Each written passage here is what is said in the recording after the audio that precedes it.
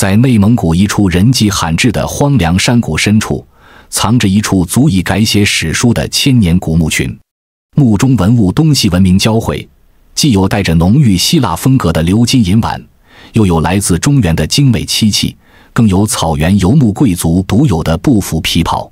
跨越千里的宝物在同一座墓中同时出现，就连见多识广的考古专家也忍不住惊叹，这究竟是一对怎样的夫妇，竟能汇聚如此国宝？当考古队打开那具神秘的双层棺中棺时，全场瞬间镇住。女墓主头戴黄金面罩，胸前佩戴鎏金宝石项链，耀眼程度堪比帝王后妃。男墓主随葬珍宝同样惊人，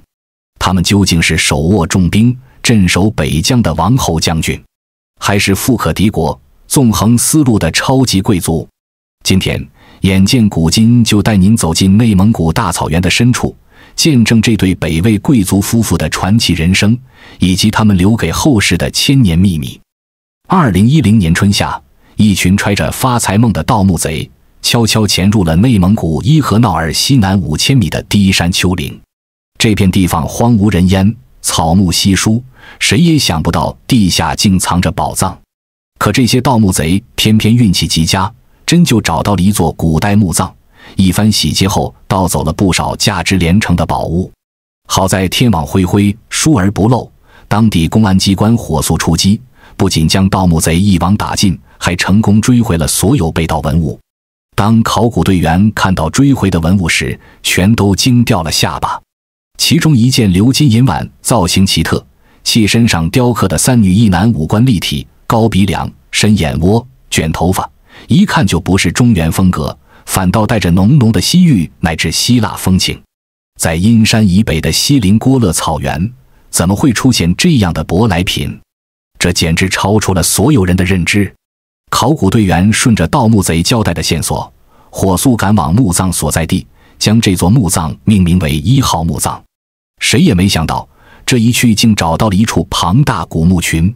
根据盗墓贼的供词和考古人员的勘察，考古队员成功找到了1号墓葬，并对此进行了细致清理。1号墓尽管经过盗墓贼的扰乱，墓葬保存情况并不理想，但依然有不少重要发现。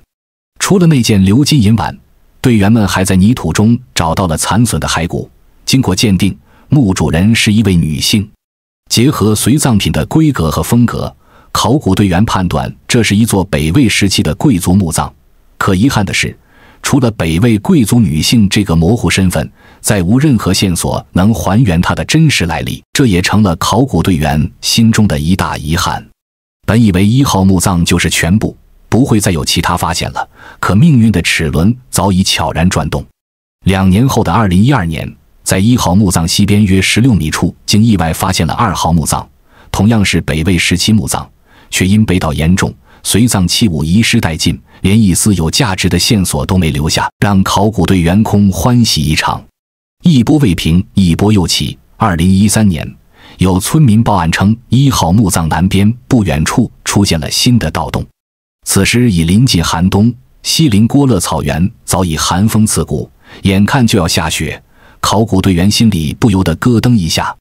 要是盗洞真打进了墓室，里面的文物恐怕就要遭殃了。他们争分夺秒赶到现场，一番紧急清理后，所有人都松了一口气。这处3号墓葬盗洞距墓门仅1米，不知是盗墓贼天黑看不清，还是冥冥之中自有天意，盗洞竟然打歪了，墓室完好无损，墓门也封得十分结实。此时已是10月，伊和淖尔的气温早已跌破冰点，这样的天气根本不适合开展田野发掘，潮湿寒冷的环境随时可能对墓葬和文物造成不可逆的伤害。为了万无一失，考古队员做出了一个大胆的决定，他们决定将3号墓葬的木棺整体打包，运送到锡林郭勒博物馆进行实验室考古。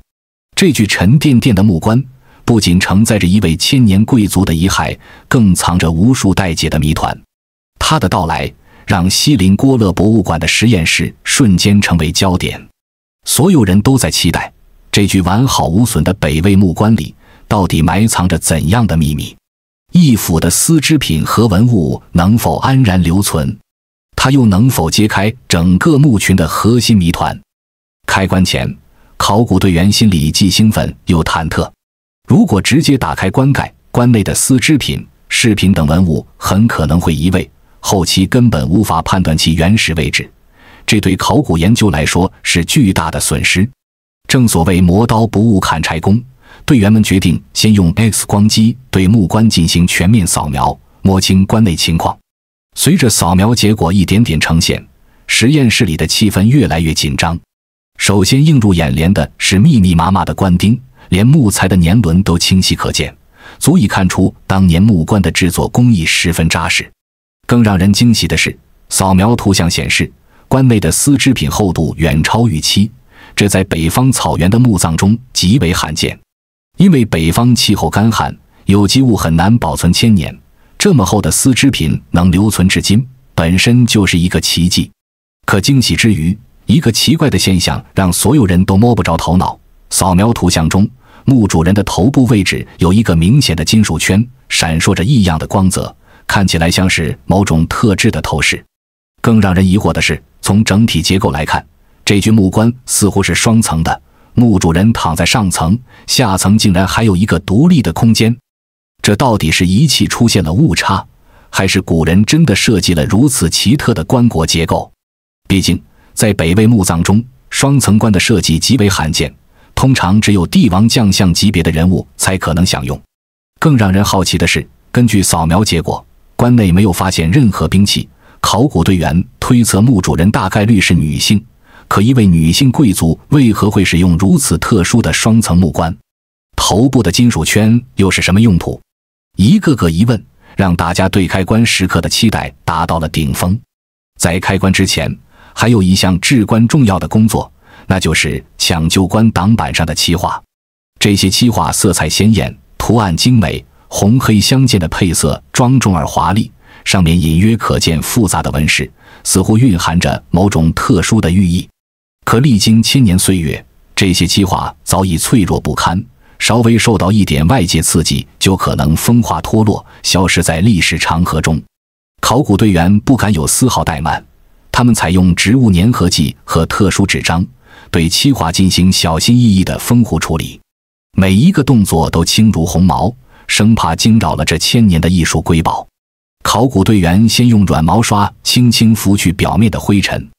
再将调好的植物粘合剂均匀涂抹在纸张上，然后小心翼翼地覆盖在漆画表面，一点点抚平，确保纸张与漆画完全贴合。仅仅是这项工作就耗费了整整3天时间。队员们几乎是寸步不离地守在木棺旁，时刻关注着漆画的状态，生怕出现一丝纰漏。经过一系列精心准备，激动人心的开棺时刻终于到来。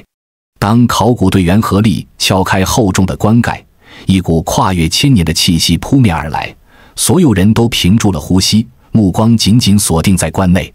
开棺后，眼前的景象让所有人都震撼不已。只见墓主人身上从头到尾都有无数的奢侈品。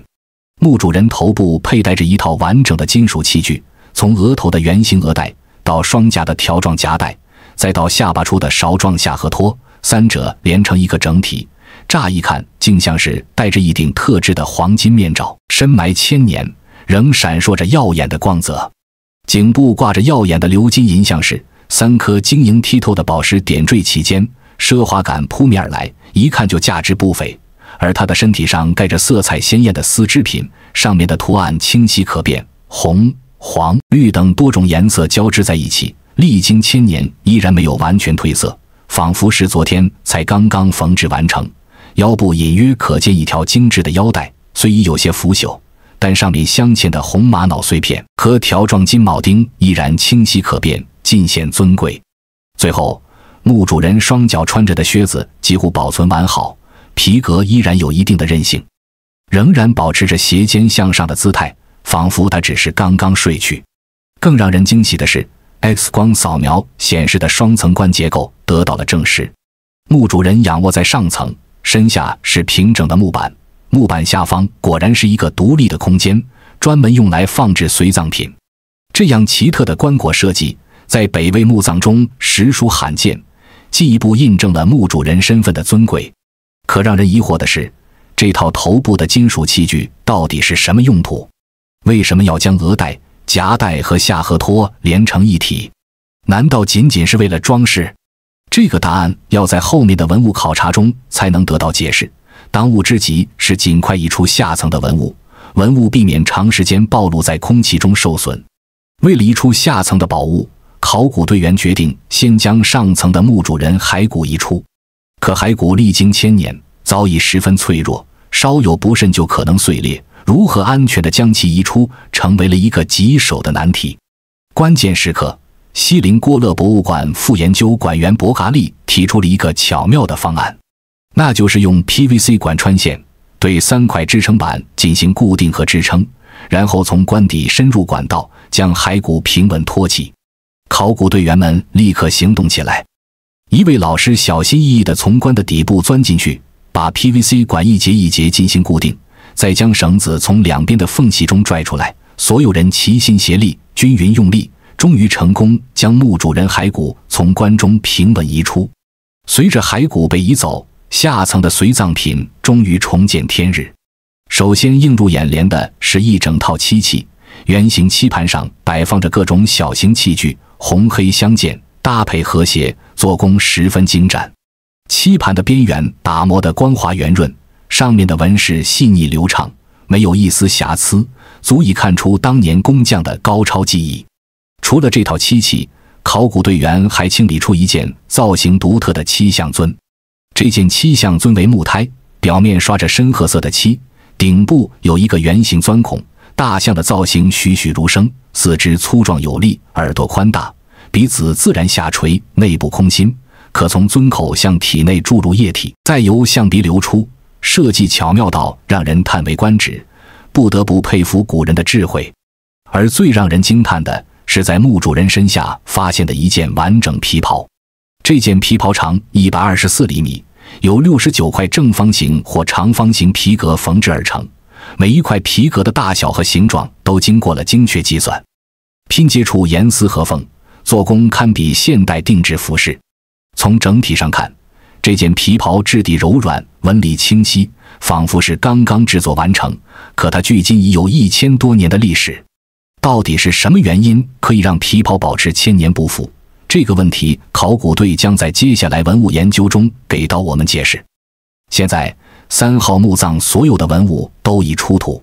考古人员按耐不住内心的期待，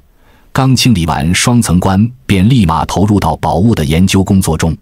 最让考古人员感到好奇的是墓主人头部佩戴的整套金属器具。一开始，考古队员误以为是黄金面罩，可仔细研究后才发现，这其实是一套由额带、夹带和下颌托组成的完整器物。每件器物上都錾刻着精美的纹饰，线条细腻，工艺精良，材质贵重，一看就不是普通人能享用的。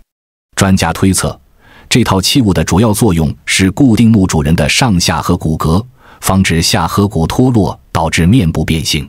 在古代，人们认为面部完整是逝者去往另一个世界的重要前提，尤其是贵族阶层对丧葬礼仪极为重视，会采用各种方式保护逝者的遗体。这种丧葬习俗在北魏时期并不普遍，只有身份极其尊贵的人才有资格使用，这也进一步印证了墓主人的贵族身份。除了头部的金属器具，墓主人身上的其他饰品同样奢华无比。颈部的鎏金银项饰，宝石点缀其间，流光溢彩，一看就价值连城。腰带上的9块石板镶嵌着红玛瑙，搭配条状金铆钉，尽显尊贵。手指上的金指环虽已有些氧化，但依然能看出当年的光泽，上面隐约可见简单的纹饰，低调而奢华。这些饰品不仅工艺精湛，风格更是别具一格，既有草原民族的豪放大气，又有西域文明的精致细腻，还有中原工艺的影子。墓主人能同时拥有这些来自不同地域的宝物，足以说明他的身份极为特殊，很可能是掌控着丝路贸易的权贵人物。除开黄金面罩与金银珠宝，墓主人身上的丝织品和那件完整的皮袍堪称此次发掘的重头戏。考古专家解释，皮袍和丝织品能保存得如此完好，一方面得益于墓葬的小环境相对湿润，另一方面则是木棺的密封程度极高，有效隔绝了空气和水分，为皮袍提供了绝佳的保护。这些丝织品色彩鲜艳，图案清晰，皮袍缝制规整，质地完好，简直是奇迹般的存在。皮袍的缝制工艺，即便是放在现代，也算得上是精品定制。而丝织品上的彩绘图案，线条流畅，色彩搭配和谐，展现了北魏时期高超的纺织和绘画工艺。红色的底色上，绘制着卷草纹和花卉图案，栩栩如生，仿佛能让人看到当年工匠绘制时的专注与用心。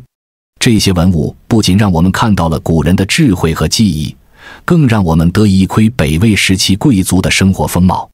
他们穿着精美的丝织品和皮袍，佩戴着奢华的金银珠宝，使用着来自不同文明的器物，这样的生活场景仿佛就在眼前。可是直到目前，关内没有发现任何能解释墓主身份的东西。这位尊贵的女墓主究竟是谁呢？在接下来的家族墓葬发掘中，考古队能否为我们解开这个谜团？此时3号墓的发掘才算彻底结束了。2014年8月，在经过相关部门同意后，考古队再次来到伊河淖尔，对原有墓葬周边展开了大规模勘探。毕竟3座墓葬密集分布，很可能只是整个墓群的冰山一角。这一次好运再次降临，他们又发现了3座墓葬，其中4号墓葬是一座辽墓，与其他墓葬不属于同一时期，墓内出土的文物风格与北魏墓葬截然不同，推测是后来者在此处下葬。而5号和6号墓葬均为北魏墓，与之前发现的3座墓葬相距不远，密集分布在这片山谷中，形成了一个规模不小的墓群。考古队员推测，这5座北魏墓葬很可能属于同一家族。从墓葬的分布位置来看，它们彼此相距不远，最远的2号与1号也仅有16米，符合古代家族墓葬聚族而葬的习俗。从墓葬的规格来看，每座墓葬都有一定的规模，且都出土了不同程度的珍贵文物，说明墓主人都是身份尊贵的贵族。可如果真是家族墓群，为什么墓葬的保存情况差异如此之大呢？1号、2号、5号墓葬被盗严重，3号、6号墓葬却相对完好。墓主人之间到底是什么关系？是父子、兄弟，还是夫妻？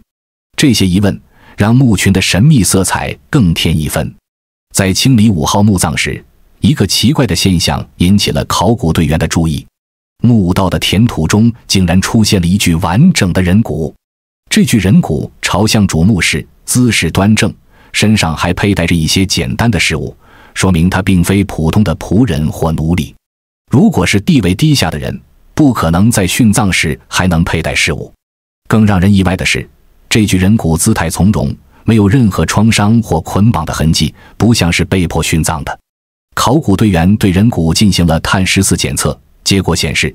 这具人骨的年代与墓葬年代几乎一致。专家推测，这很可能是一位自愿为墓主人殉葬的高级仆人或亲信。通过查找史料，我们可以知道，殉葬制度在北魏时期并不普遍。北魏是鲜卑族建立的政权，随着与中原文化的融合，人本思想逐渐深入人心，殉葬这种野蛮的习俗早已被大多人摒弃，只有极少数身份极其显赫、思想相对保守的贵族才可能沿用。这一发现让大家对墓主人的身份有了新的猜测，他们会不会是手握军政大权的守边贵族？毕竟守边贵族长期驻守北方，与中原文化的交流相对较少，可能更倾向于保留传统的丧葬习俗。可遗憾的是，5号墓葬同样遭到了盗墓贼的洗劫，棺内遗物被席卷一空。考古队员只在甬道入口处发现了部分散乱的墓主人骸骨和几枚金指环，没有找到任何能证实墓主人身份的关键线索。不过，结合3号墓葬的双层棺和奢华随葬品，以及5号墓葬的殉人，考古队员更加确定，这个家族在北魏时期绝对是权势滔天的豪门望族。与5号墓葬的惨状不同6号墓葬的随葬品保存得十分完好。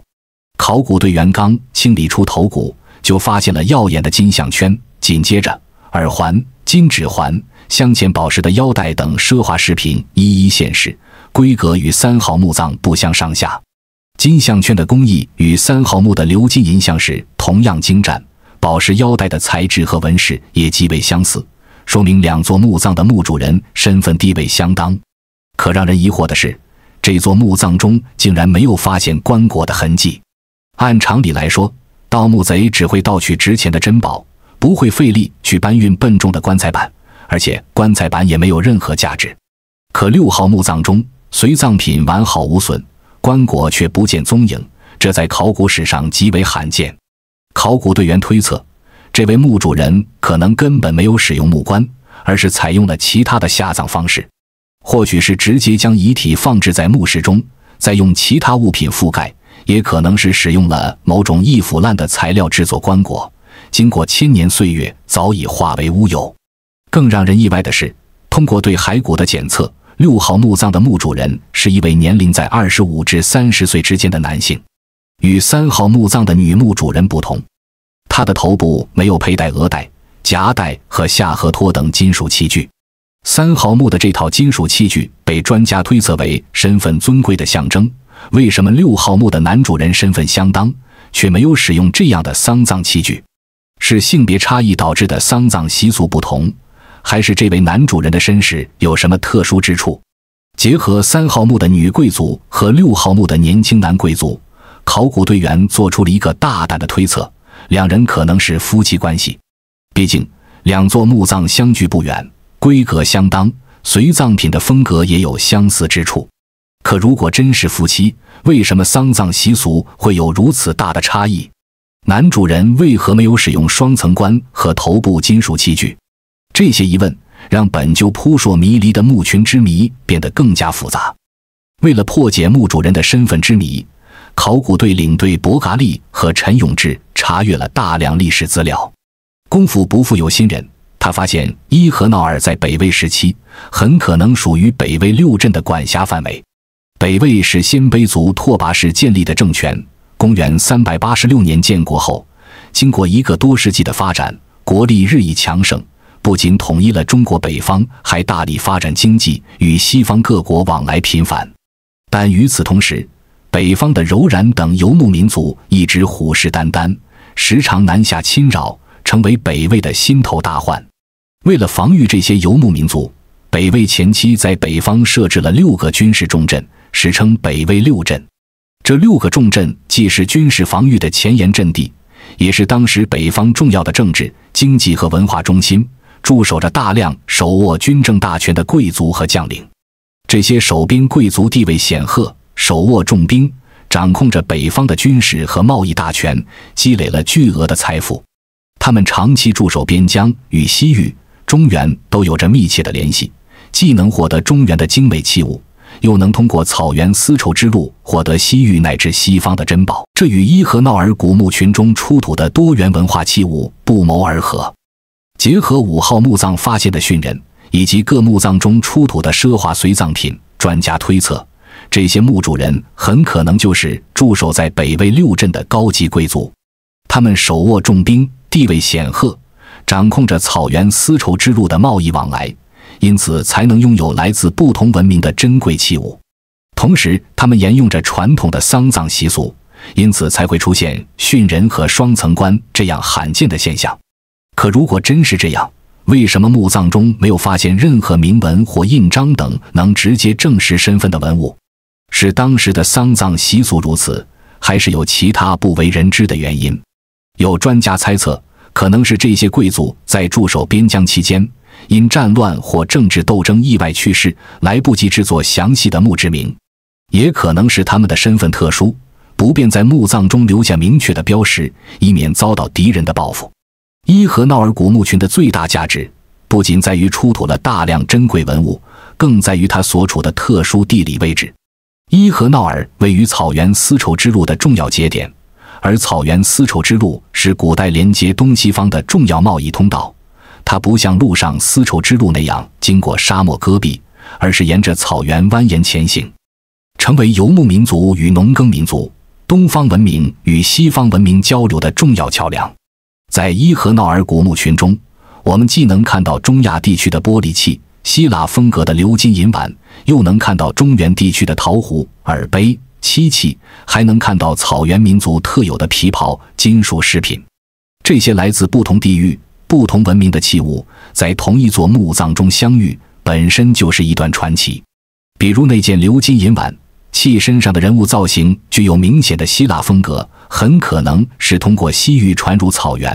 而那些精美的漆器，则是典型的中原工艺，说明墓主人与中原有着密切的联系。草原特有的皮袍和金属饰品，则彰显了墓主人的民族身份。这些文物就像是历史的见证者，真实地反映了中国北方草原地带不同族群之间的交流、交往与融合。在北魏时期，草原丝绸之路空前繁荣，商队穿梭不息，不仅带来了商品贸易的兴盛，更促进了文化、艺术、工艺的相互传播与借鉴。这座古墓群的发现，不仅填补了北方草原地区北魏时期考古的空白，更让我们对草原丝绸之路的繁荣有了更直观的认识。它证明了早在1000多年前，北方草原就已经成为东西方文明交流的重要枢纽，不同族群在这里相互学习、相互融合，共同推动了历史的发展。伊和淖尔古墓群的发掘是一场跨越1000年的文明邂逅。